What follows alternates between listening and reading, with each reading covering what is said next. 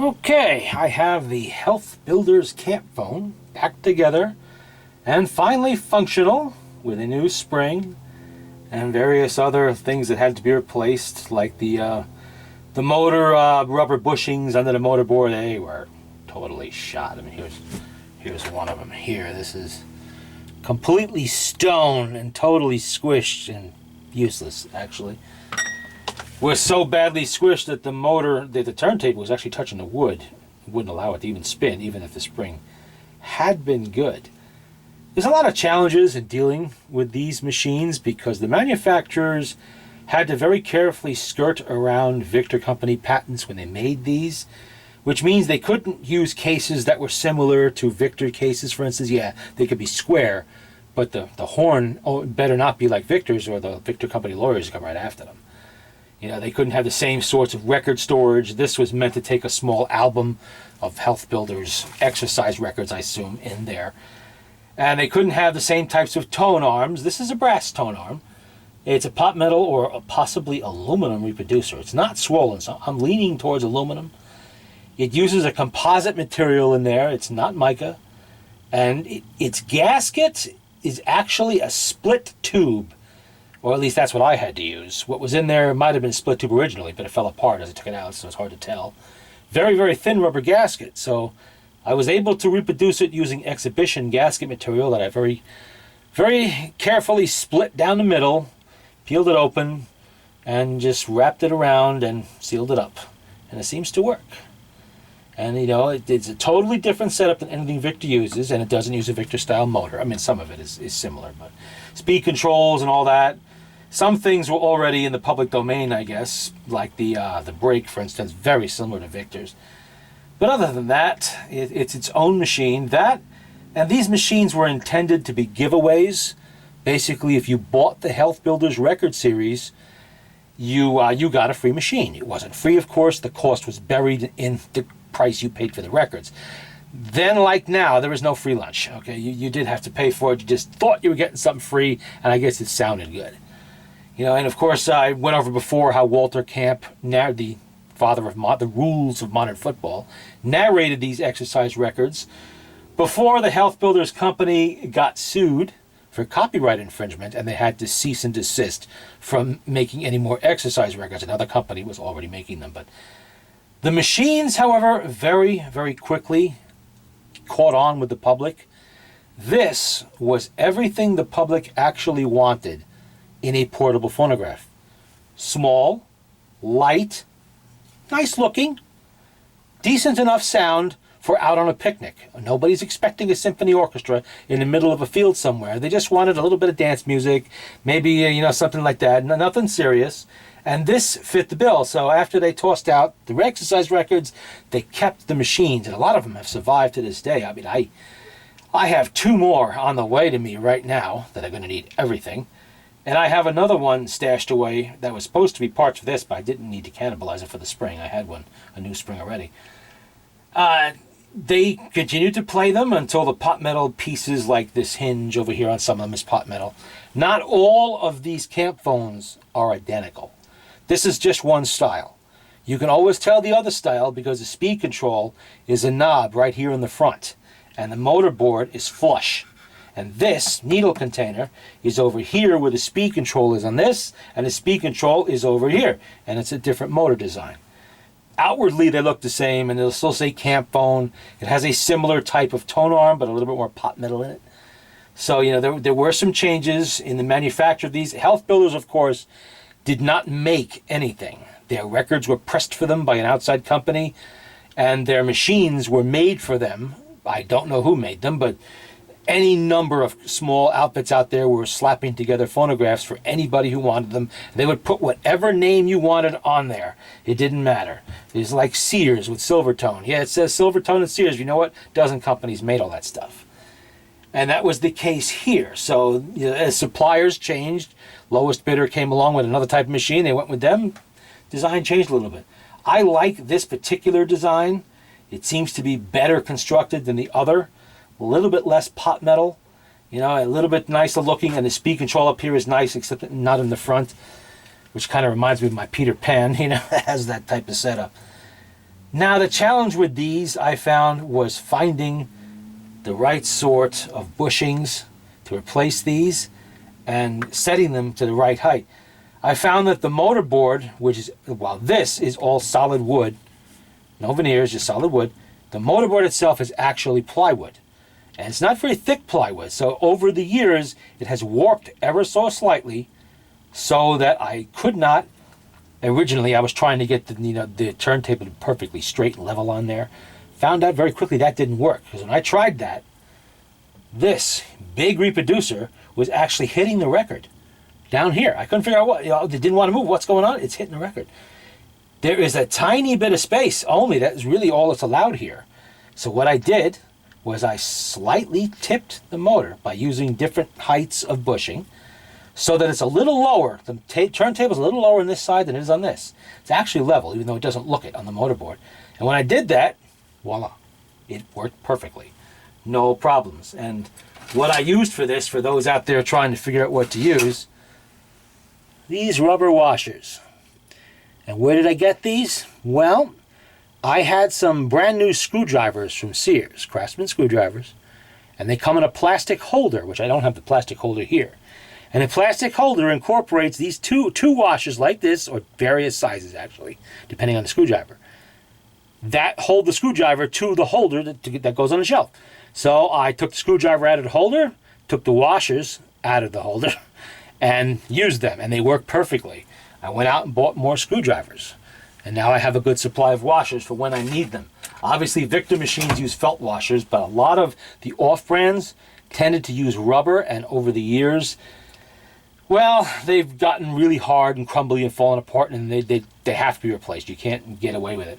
You know, the outing talking machine was one of them I had to use these replacements on. And now the Camp Fone, and there'll be others.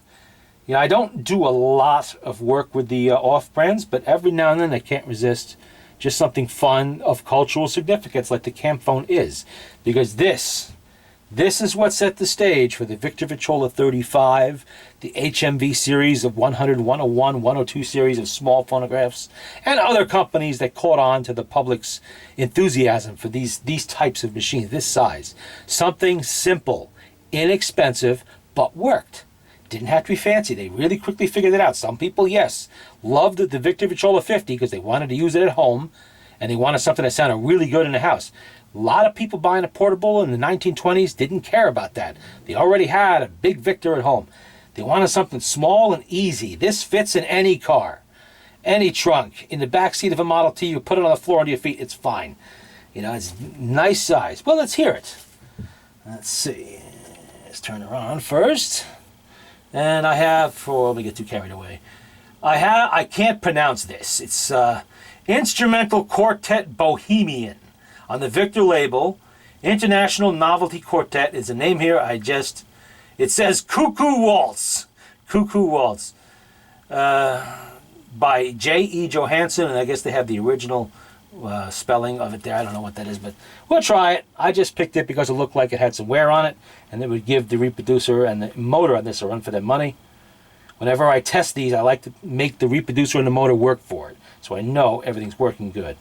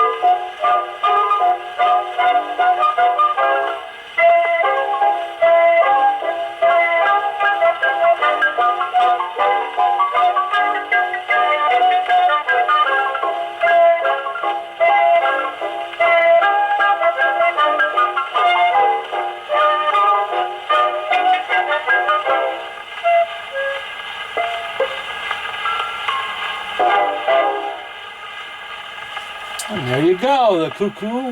What did I say that was? The cuckoo waltz? Yes, the cuckoo waltz.